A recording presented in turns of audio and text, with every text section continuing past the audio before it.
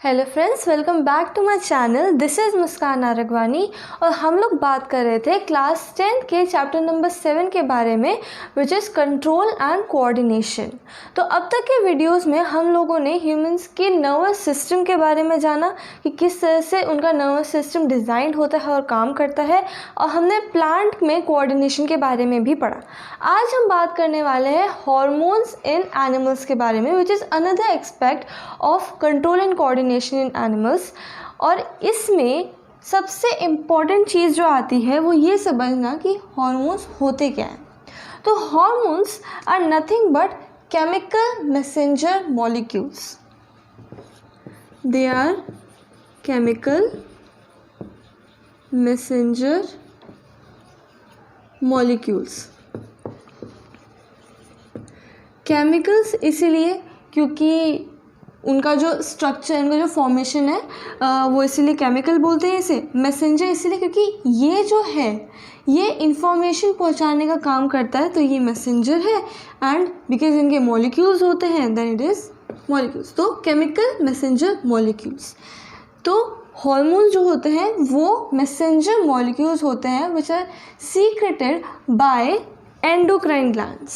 अब endocrine glands क्या होते हैं? दे आर स्पेशल ग्लैंड्स जो सबसे पहले तो हार्मोन्स रिलीज करते हैं, and secondly they are ductless glands. Ductless का मतलब कि इन ग्लैंड्स से किसी भी तरह का कोई पाइप जिसे कहते हैं ना, या फिर कोई वेसल जुड़ी नहीं होगी, इसमें कोई डक्ट प्रेजेंट नहीं होता है, इसलिए डक्टलेस है। तो हार्मोन्स अपनी रिक्वायर्ड जगह पे पहुंचते कैसे हैं? होता क्या है, हार्मोन्स जो हैं वो डायरेक्टली ब्लड में सीक्रेट किए जाते हैं, और फिर जहाँ पर भी उनकी लोकेशन होगी, जहाँ पर उन्हें पहुँचना होगा, वो ब्लड के थ्रू ही उस जगह तक पहुँचते हैं। तो इसीलिए hormones are chemical messenger molecules which are secreted by endocrine glands which are also known as ductless glands. Okay, then आज हम पढ़ेंगे मोस्ट इम्पॉर्टेंट 4 जो मेन हमारे ग्लैंड्स होते हैं, एंडोक्राइन ग्लैंड्स। तो इस शुरू करते हैं। सबसे पहला आता है एड्रिनल ग्लैंड। एड्रिनल ग्लैंड से क्या सीक्रेट होता है? इसको हम कहते हैं एड्रेनलिन। ठीक है, बहुत सिंपल है, याद रखना। एड्रिनल ग्लैंड से क्या रिलीज होता है? एड्रेनलिन। अब ये मिलते कहाँ हैं? इनकी लोकेशन कहाँ होती है? They are found on top of kidneys. अब किडनी हमारी बॉडी में 2 होती हैं, तो यानी कि 2 एड्रिनल ग्लैंड होंगे, 1 ऑन ईच किडनी। ठीक है, अब सबसे इम्पॉर्टेंट बात आती है कि ये करते क्या हैं। देखो, हार्मोन्स की एक स्पेशलिटी होती है कि ये बहुत ही कम मात्रा में जो है इफेक्टिव होता है। ठीक है, तो इन सब की जो क्वांटिटी निकलेगी वो तो बहुत ही कम होगी, लेकिन बहुत इफेक्टिव होगी। अब इसमें इफेक्ट में होता क्या है?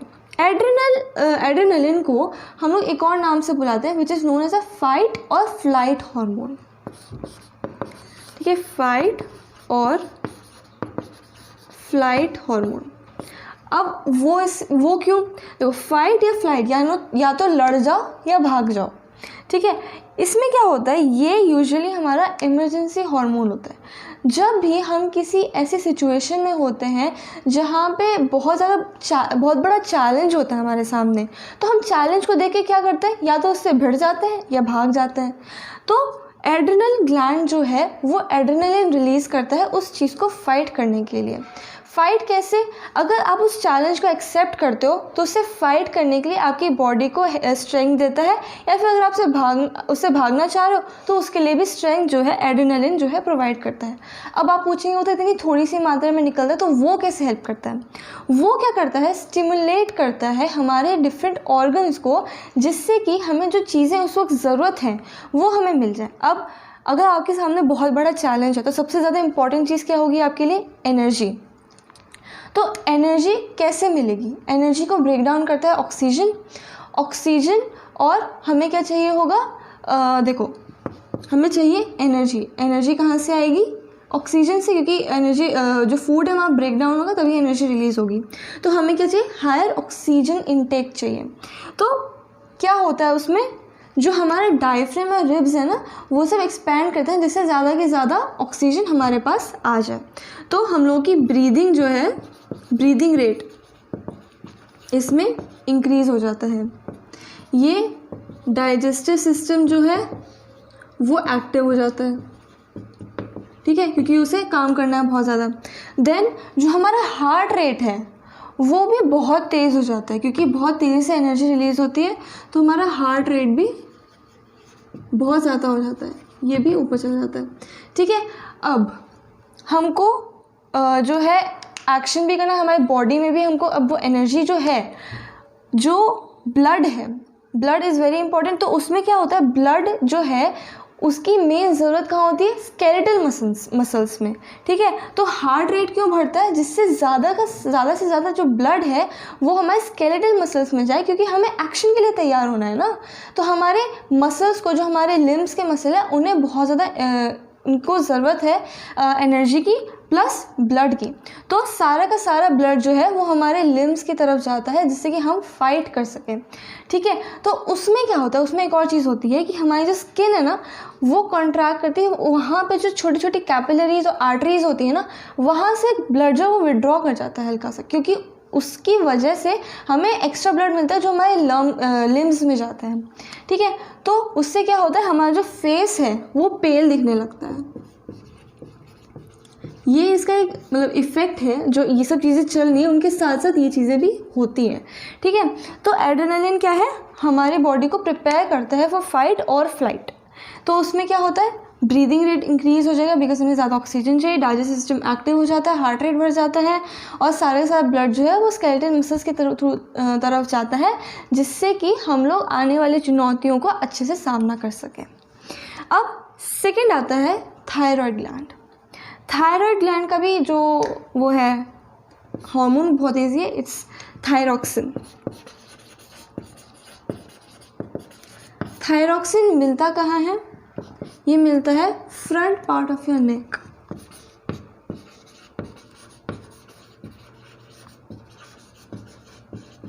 ठीक है। अब इसमें क्या होता है, थायरॉक्सिन जो है वो बेसिकली रिस्पॉन्सिबल होता है for metabolism of protein, fats and carbohydrate, ठीक है। अब ये तीनों चीज़ें, ठीक है, इसका मेन है metabolism of protein, fats and carbs. अब ये चीज़ें तीनों हमें ज़रूरत होती है ग्रोथ में। तो अगर ये इन तीनों का मेटाबॉलिज्म देखता है तो कहीं ना कहीं हम ये भी कह सकते हैं कि जो थायराइड ग्लैंड है या फिर जो थायरॉक्सिन हार्मोन है, it is responsible for a balanced growth, ठीक है। So it is responsible for a balanced growth, ठीक है, ऐसा हम कह सकते हैं, ठीक है। लेकिन अगर थायरॉक्सिन जो है हमारी बॉडी में प्रॉपरली रिलीज़ ना हो या कम या ज़्यादा रिलीज़ हो, तब क्या होगा, तब एक बीमारी होती है जिससे हम कहते हैं थायराइड। आपने बहुत लोगों को सुना होगा जिसको थायराइड है। तो थायराइड भी दो तरह का होता है, एक होता है हाइपरथायराइडिज्म, एक होता है हाइपोथायराइडिज्म। आपने गॉइटर के बारे में भी सुना होगा। गॉइटर में क्या होता है, इट्स अनदर डेफिशिएंसी डिजीज़ जो थायरॉक्सिन के कम हो जाने से होती है। अगर थायरॉक्सिन हमारे बॉडी में कम होता है तो फिर गॉइटर होता है। इसमें होता क्या है, जो हमारा नेक है ना वो स्वेल कर जाता है, ठीक है। और ये क्योंकि मैंने कहा एक डेफिशिएंसी डिजीज़ है, तो ये किसकी डेफिशिएंसी से होता है, सबको पता ही होगा वैसे, आयोडीन की डेफिशिएंसी से जो है गॉइटर होता है। अब क्योंकि थायरॉक्सिन जो है आयोडीन की कमी से हो रहा है गॉइटर, ठीक है, और मैंने कहा कि थायरॉक्सिन की कमी से भी गॉइटर होता है, तो कहीं ना कहीं हम ये कह सकते हैं कि आयोडीन और थायरॉक्सिन रिलेटेड है।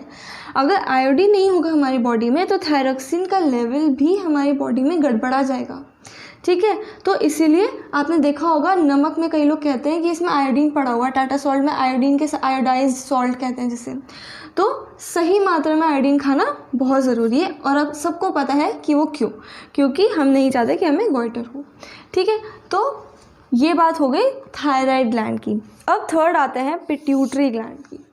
पिट्यूटरी ग्लैंड जो है इसमें से बहुत सारे हार्मोन्स निकलते हैं, जिसमें से कुछ हैं ग्रोथ हार्मोन, ठीक है, टेस्टोस्टेरोन एंड एस्ट्रोजन। ठीक है, तो ये 3 हार्मोन्स के बारे में अभी हम बात करेंगे, पर पहले हम लोग पिट्यूटरी ग्लैंड के बारे में जान लेते हैं। पिट्यूटरी ग्लैंड जो है वो एक ऐसा ग्लैंड है जो बाकी के सारे ग्लैंड्स को स्टिमुलेट करता है। स्टिमुलेट करने का मतलब उन्हें आदेश देता है कि भाई अब तुम्हारा काम चालू हो रहा है, तुम काम करो, अब तुम्हारा काम बंद हो रहा है, तुम अपना सिक्रीशन रोक दो। तो स्टिमुलेट करने का काम होता है उन्हें उनको रेगुलेट करना, उनको आदेश देना। ठीक है, तो इसीलिए देखा जाए तो पिट्यूटरी ग्लैंड सारे ग्लैंड्स का मास्टर होता है और इसीलिए इसे कहते हैं मास्टर ग्लैंड। तो अगर आपसे पूछे कि मास्टर ग्लैंड क्या है, दैट इज़ पिट्यूटरी ग्लैंड। ठीक है, उसके अलावा इसकी जो खुद के हार्मोन सिक्रीट होते हैं वो होता है ग्रोथ हार्मोन। ग्रोथ हार्मोन जो होता है it is very important for growth, क्योंकि आप ग्रोथ हार्मोन नाम से ही पता चल रहा है कि it is responsible for growth. पर इसके कम या ज़्यादा होने से 2 कंडीशन होती हैं। अगर ग्रोथ हार्मोन कम रिलीज़ होता है तो हाइट या फिर आपकी जो ग्रोथ है वो स्टंटेड रह जाती है, यानी कि कम ग्रोथ होती है। तो उस कंडीशन में होता है ड्वार्फिज्म। कुछ लोगों की हाइट बढ़ती ही नहीं है, वो इसीलिए होता है। अगर किसी की हाइट आपने देखा बहुत अनयूजुअली बहुत ज़्यादा होती है, उसका भी रीज़न ग्रोथ हार्मोन ही होता है और उसे हम कहते हैं जायजेंटिज्म या गाइगेंटिज्म, जो भी आप कहें। तो ये 2 कंडीशन होती हैं ग्रोथ हार्मोन के डिसबैलेंस्ड होने की। तो अगर किसी की बॉडी में ग्रोथ हार्मोन की कमी है तो ड्वार्फिज्म होगा, अगर ज़्यादा है तो जायजेंटिज्म होगा। ठीक है, तो ये 2 कंडीशंस जो है वहाँ पे होती हैं जहाँ पे ग्रोथ हार्मोन का प्रॉब्लम होता है। ठीक है, देन कम टेस्टोस्टेरोन और एस्ट्रोजन। ये जो होते हैं ये पिट्यूटरी ग्लैंड से नहीं निकलते हैं, ये मेल्स में निकलते हैं टेस्टिस से, और फीमेल्स में निकलते हैं, ये फीमेल्स में ही निकलते हैं ओवरी से। ठीक है, सो ये 2 जो हार्मोन्स हैं इनका भी अलग फंक्शन होता है जब प्यूबर्टी आती है। ठीक है, तो उस टाइम ये 2 हार्मोन्स जो हैं वो बॉडी का डेवलपमेंट में हेल्प करते हैं। ठीक है, so this was about pituitary gland. Then come pancreas. आपने अपने घर में देखा होगा कुछ लोग शुगर का इंटेक बहुत ही कम करते हैं, और वो इसलिए क्योंकि वो लोग कहते हैं कि उन्हें डायबिटीज़ है। अब ये डायबिटीज़ क्या है? डायबिटीज़ इज़ नथिंग बट हमारे जो ब्लड है उसमें जो शुगर लेवल है वो एक पर्टिकुलर लेवल से अगर ज़्यादा हो जाता है तो उसे हम कहते हैं कि इस इंसान को डायबिटीज़ है। लेकिन वो होता क्यों है? वो होता इसीलिए है क्योंकि उनकी बॉडी में एक हार्मोन है जिसकी कमी हो गई है और उसका नाम होता है इंसुलिन। और ये इंसुलिन जो है वो सिक्रीट करता है पेनक्रियास। ठीक है, पेनक्रियास का मेन काम होता है इसमें क्या है, पेनक्रियास के बारे में बहुत इंटरेस्टिंग चीज़ है कि pancreas is an endocrine gland and an exocrine gland. इसका मतलब कि ये कुछ हार्मोन्स भी सिक्रीट करता है लेकिन इसमें डक्ट भी है, तो ये डक्ट के थ्रू भी कुछ एंजाइम्स या कुछ केमिकल सब्सटेंस जो है वो रिलीज़ करता है। तो insulin is one of the hormones जो पेनक्रियास सिक्रीट करता है, और ये जो है वो पेनक्रियास के स्पेशलाइज्ड सेल्स होते हैं जिसका नाम आप लोगों को भी पढ़ने की ज़रूरत नहीं है, तो डोंट वरी। तो इंसुलिन जो है वो उन स्पेशलाइज्ड सेल से सिक्रीट होता है। ठीक है, और इंसुलिन का काम क्या होता है? Basically it is responsible for absorption of glucose. तो जो ग्लूकोज है उसका एब्जॉर्प्शन जो है वो इंसुलिन कराता है। अब देखो इसमें होता क्या है, हम खाना खाते हैं, वो खाना जो है ब्रेक डाउन होकर ग्लूकोज में बनता है और ग्लूकोज फिर हमारी ब्लड में आ जाता है।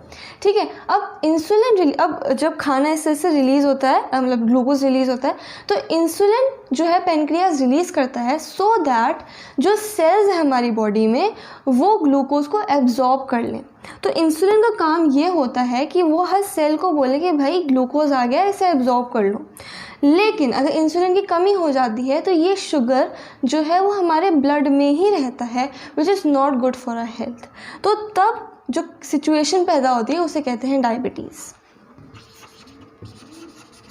ठीक है, तो ये सिचुएशन ना हो इसलिए बहुत इंपॉर्टेंट है कि आपकी बॉडी में परफेक्ट अमाउंट ऑफ इंसुलिन जो है वो रिलीज़ हो। इसकी वजह से क्योंकि बहुत ज़्यादा अगर ग्लूकोज अगर रहता है तो कुछ लोग को इंसुलिन शॉट्स भी लेने पड़ते हैं जो कि आपकी बॉडी के लिए सही नहीं है, क्योंकि अगर इंसुलिन का थोड़ा भी अमाउंट ज़्यादा हो जाएगा तो क्या होगा, बहुत ही ज़्यादा जो शुगर लेवल है हमारे ब्लड का वो कम हो जाता है और उसकी वजह से इंसान कोमा में भी जा सकता है। तो इट्स बेटर कि आप अपनी बॉडी का ध्यान रखें जिससे कि आपका पैनक्रियाज सही रहे, और पैनक्रियाज सही रहेगा तो इंसुलिन का प्रॉपर फॉर्मेशन और सिक्रेशन होता रहेगा। So these are the 4 most important glands in our body. अब बात ये आती है कि हार्मोन्स तो रिलीज़ हो गए, लेकिन ये रिलीज़ क्यों हुए, इन्हें कैसे पता कि इन्हें रिलीज़ होना है। या पिट्यूटरी ग्लैंड भी है, पर हर जगह तो हर वक्त तो पिट्यूटरी ग्लैंड नहीं बताएगा।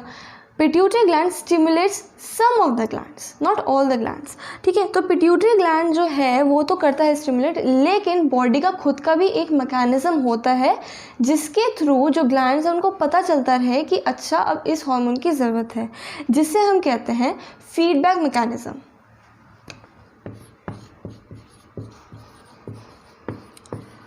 फीडबैक मैकेनिज्म, ठीक है। अब इसको समझने के लिए हम बहुत सिंपल सा वही सेम एग्जांपल लेंगे इंसुलिन का। होता क्या है, हमने खाना खाया, हमारे बॉडी में शुगर लेवल ब्लड में बढ़ गया, ठीक है। अब वो हाई शुगर कंटेंट जो हमारे ब्लड में है उसकी वजह से पैनक्रियाज से कुछ पर्टिकुलर सेल्स जो हैं वो स्टिमुलेट हो जाते हैं और वो ये फील करते हैं कि ब्लड में शुगर लेवल बढ़ चुका है जिसको हमें कम करने की बहुत ज़रूरत है।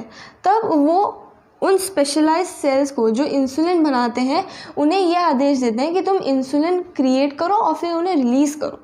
तो तब जाके जो है इंसुलिन बनता है और फिर हमारी बॉडी में रिलीज़ होता है, सो दैट हमारे जो सेल्स हैं वो उस ग्लूकोज को एब्जॉर्ब कर पाए और हमारे ब्लड का शुगर लेवल कम हो। तो ये जो फीडबैक दिया उन सेल्स ने, वो पैनक्रियाज के वो सेल्स जिन्होंने इंसुलिन बनाने के लिए फीडबैक दिया कि तुम ये काम करो, इसको कहते हैं फीडबैक मैकेनिज्म। तो हमारी बॉडी में ही ऐसे स्पेशलाइज्ड सेल्स होते हैं जो सिचुएशंस को जो है भाप लेते हैं, उन्हें समझ लेते हैं और उसके अकॉर्डिंगली हमारी बॉडी जो है वर्क करती है। तो this was about feedback mechanism and hormones in animals and this was about today's video.